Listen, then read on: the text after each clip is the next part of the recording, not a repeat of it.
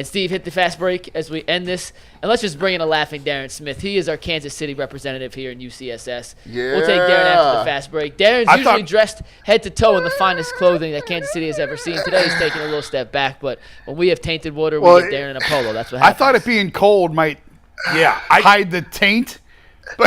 Pause.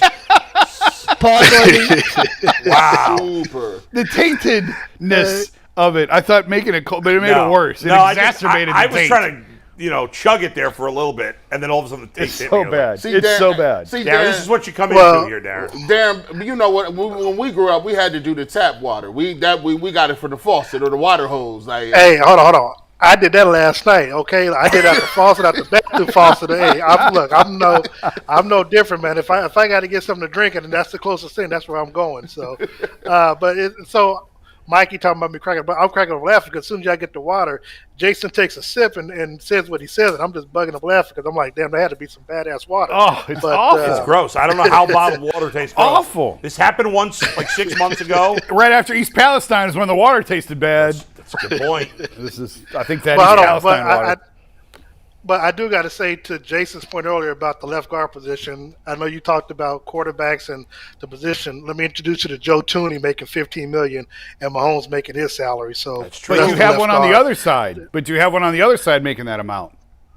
Well, that's only because he's on his rookie deal. That's the smart part. So yeah, he's on his rookie deal. You're talking about the Trey Smith. So he's on his.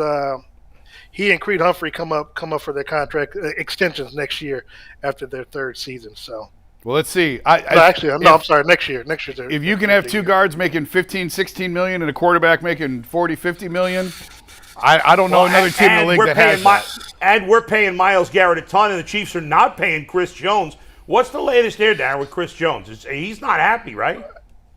He's not happy. Honestly, Andy Reid and the organization itself not happy. The players understand, so they're staying out of it. I know, according to Patrick yesterday when we talked to him, he says that he's talked to Chris, and he's not really going to comment on his money or anything like that. So the Week 8 threat, Chris has. It's interesting because Chris went to the situation on his first contract with the Chiefs, and what happened with that was he didn't play in that first round game against the Houston Texans, and had they lost, he wasn't going to get signed. Chiefs obviously made the comeback.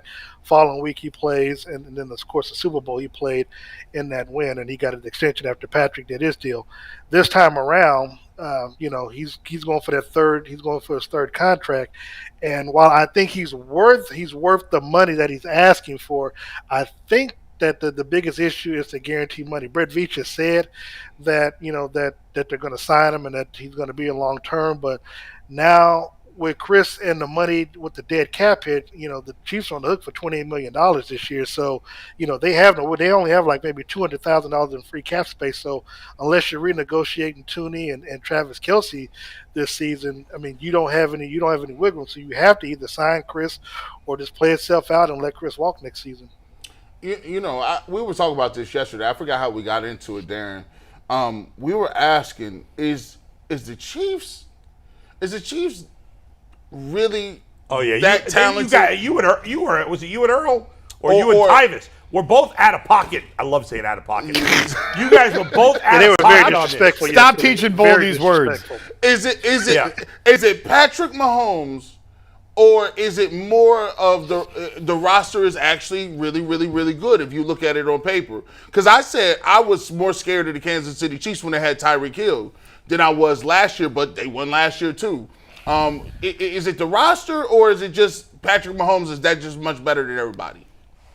Honestly, it's a combination of both. General Manager Brett Veach, I mean, he's done an excellent job since the Super Bowl loss to Tampa Bay in restocking the offensive line, bringing in Tooney, Orlando Brown, and drafting Creed Humphreys. They had Lucas Niang, who was a rookie that didn't play the COVID year, along with Trey Smith. But they rebuilt that defense as well. So it's a combination of the two.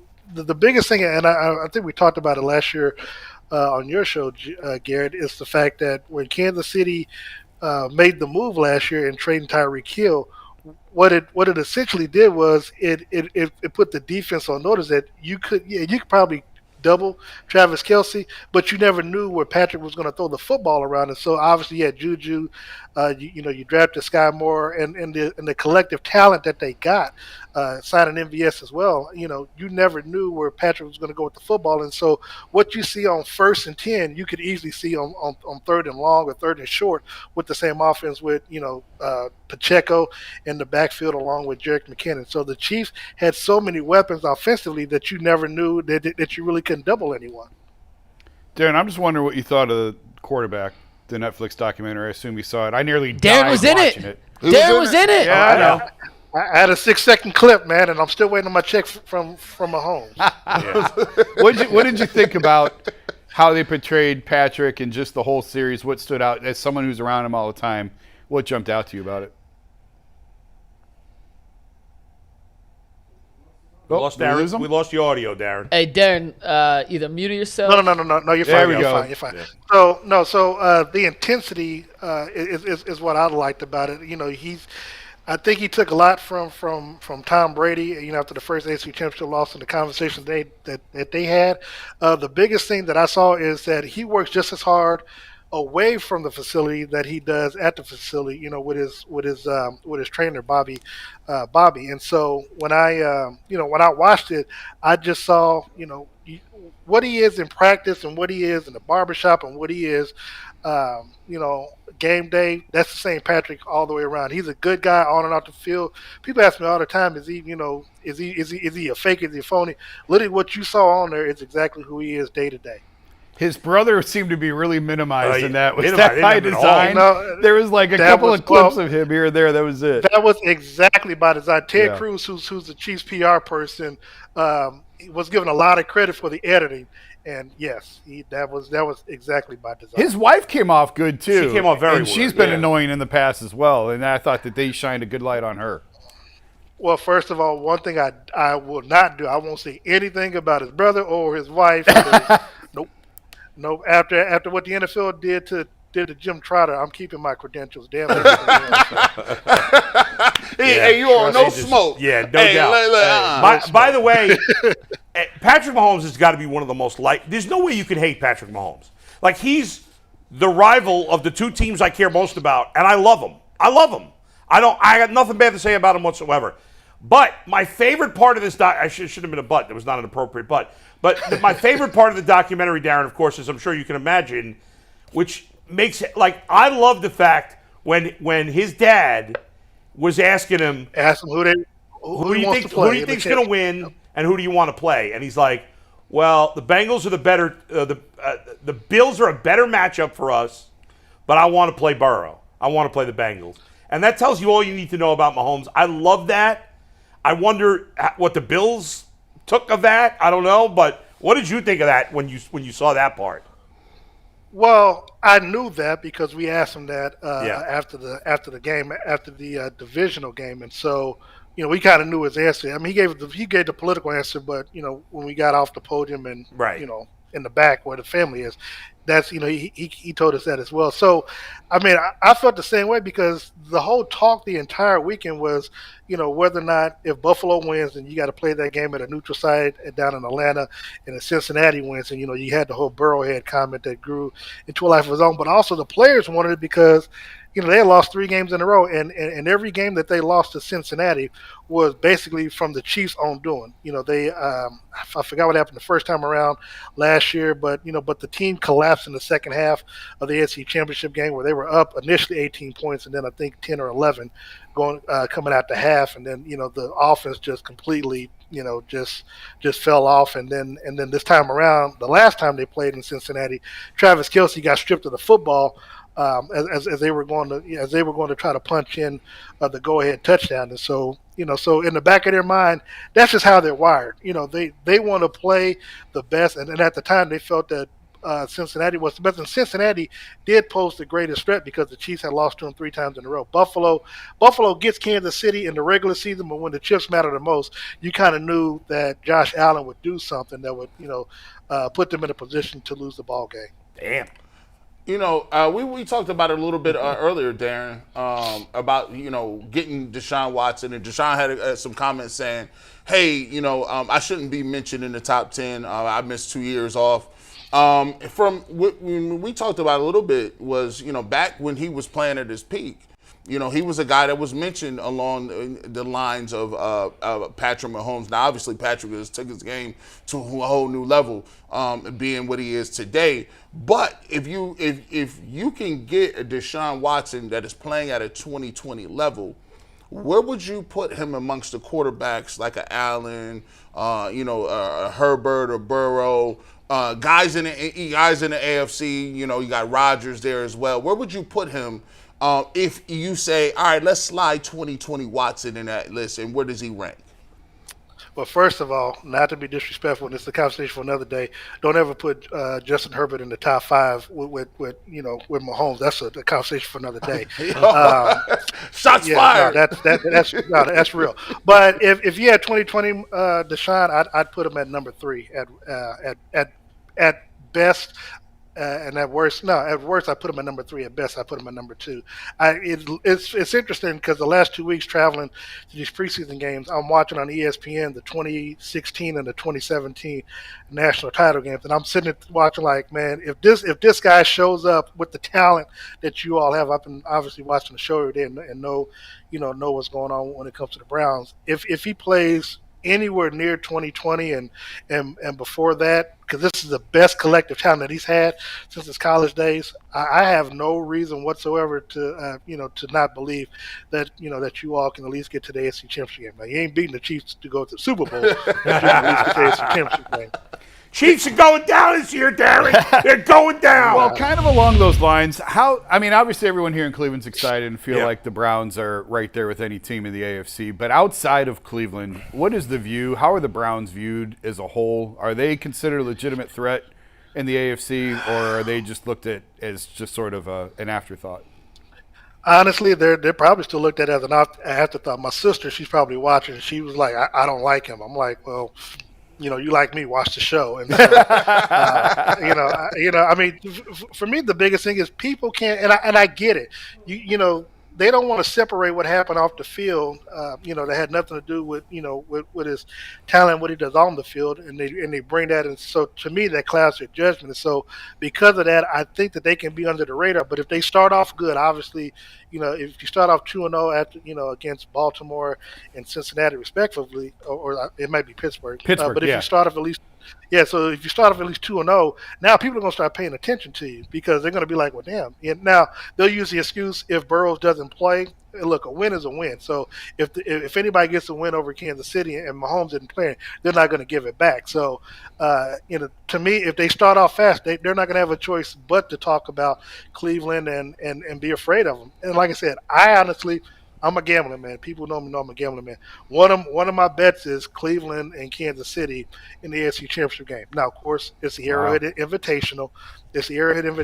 But that's you all have made the right moves in the off season. I told you all about Juan Thornhill. I think he's going to be an excellent addition for you all.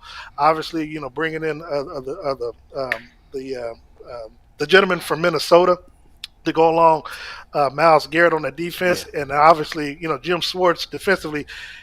I kind of see Cleveland mirroring the Kansas City Chiefs in that, your head coach is just going to be worried about offense. Jim Schwartz, you take care of defense, whatever you call it is what it is, and that's how Andy does here with Steve Smith. He just lets him call it whatever it is it's going to be. And so, to be honest, and I told Garrett this. You all go as far as Kevin Stefanski and that play calling goes. Now, Deshaun obviously can't throw interceptions and does what he has to do, but that play calling is going to be so important. And that's, to me, that's kind of the separator when it comes to Kansas City and everybody else, because Andy is sitting in his office eating a cheeseburger, drawing up plays left and right, and he gets the players' involvement and stuff, and so they buy into it. And if that's the same case between Deshaun and Kevin Stefanski, look, he was coach of the year 3 years ago. That's the coach I need to see for you all to get to where you want to go. Can Andy give Kevin a personality? He could use Well, that. look, only if it's separate from the media, because Andy does not, he is just cut by the board, boring when it comes to the media. He'll give you a little joke here and there, but obviously you got to see him in the locker room or someplace else for him to really open up like that. Darren, what will be the higher number this year? Kansas City Chiefs wins or Kansas City Royals wins after the All-Star break? Kansas City Chiefs wins, man. The wins by the Chiefs, man. The Royals are bad, man. There's no excuse for losing at least 2 of those games against Oakland the way they did this week. No. I think it's amazing. And they want $2 billion from taxpayers here to build a new stadium. Amazing. It's amazing. The Kansas City has 2 professional, major league teams. The Chiefs are probably the best organization in all of sports right now, arguably. And the Royals might be the worst organization in all of sports. Oh, there's way worse than Oakland? Yeah, there's worse than the Royals. The Athletics? Whatever. Bottom 10 organizations. They're horrible. What do you mean? They're as bad as anybody. They haven't done anything. Who do they got? You got nothing. owners. You got Bobby Cleveland. Witt Jr. You got to find with the kid. Pasquantino, Michael Garcia, Cole Reagans is coming on. He's not that good, and he's hurt the whole year.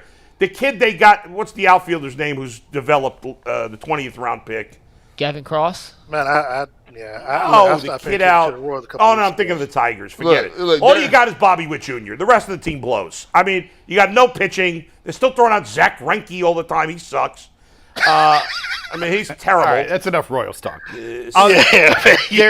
that's too much for me. Bull asked a question earlier that I think is ludicrous, that it's even a debate.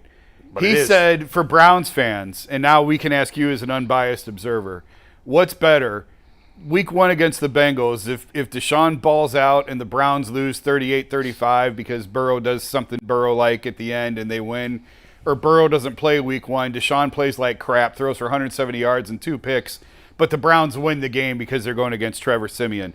What's a better outcome? A loss and Deshaun plays well, or a win and he plays like crap? Plays spectacularly. Yeah. Or a win and he plays like crap. I voted in the poll. Hold on, I actually voted in the poll. I took the win. I'm Thank you. Yeah. Jeez, bunch of lunatics out here. See, I told you. Yeah, just like I said earlier. We're not wrong. Sure. Yes, you are. No. Let me ask you this: if Deshaun Watson cannot bounce back to Texans levels, the Browns have no chance. So if to he make plays the playoffs. well in week 1, that means he's back. There's a better Screw chance. weeks 2 through 17. That doesn't matter. No excuses.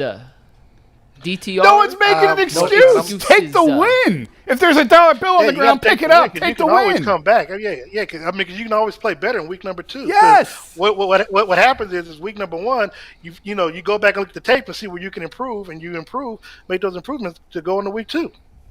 Yeah. But you take the win. About time someone started talking some sense around here. Either way, Garrett's back on our side. But Garrett, you're like Jimmy Haslam. The last one to talk, that's whose side you're on. But let me ask you this, Darren. 176. Let me ask you this. 176 on the trust me. 176 is going to be hard on my parlays. The following Sunday morning, going into the second game, wouldn't you feel better about the team if Watson had played great and they lost than you would if he had played like absolute crap and they beat the worst quarterback in the NFL? No, the reason why is because you'll come in on Monday and be talking about how Kevin Stefanski's job is going to be on the line if they lose 2 in a row. So I'd rather just take the win. I'd rather take the win. I would not. Look, Bull, I watch you all every day. Now, I'm not saying you would do, but I'm saying I watch you all every day. But I'm saying because but you all are saying if he starts off slow by the bye week, he could be gone. So again, you take the win and you make the improvement. Look, if Patrick Mahomes doesn't play well against Detroit on September the 7th, Chiefs fans are going. Look, they want the win because you want to put yourself in a position to get the top seed at the end. Yeah, but that's different. Because nobody's going to remember week number. No, but I'm saying, nobody's going to remember how he plays to start the season if you win and it looks ugly. Well, that's true. And he plays well as the season progresses. That's all I'm saying. In the NFL, more than any other sport, you need the win. Baseball, basketball, there's so many games. You can have don't stick baseball in with basketball. I'm just saying. Basketball 82 regular season has no meaning whatsoever. No, I'm 82 Baseball and 162. You can have a moral victory every now and then. NFL, you got to get that win. Period. And it's a division game. You're more likely to get the double-digit wins to make the playoffs with a great Deshaun Watson than you are with a 13-6 win over Trevor So because Siemian. he sucks in week 1, he can't go on and be You're great panic. weeks 2 through There's going to 7? be full panic if he plays like crap in week 1. Full panic. Win or lose, there'll be full panic. Unless you just throw up all over your shoes like they did against the Jets. Rarely does 1 week bleed into the next. It's all a whole new week. Darren, good stuff as always, buddy. We'll talk to you again in season, man. Thanks for bringing some common sense to the conversation, We'll talk to you buddy. soon. Anytime.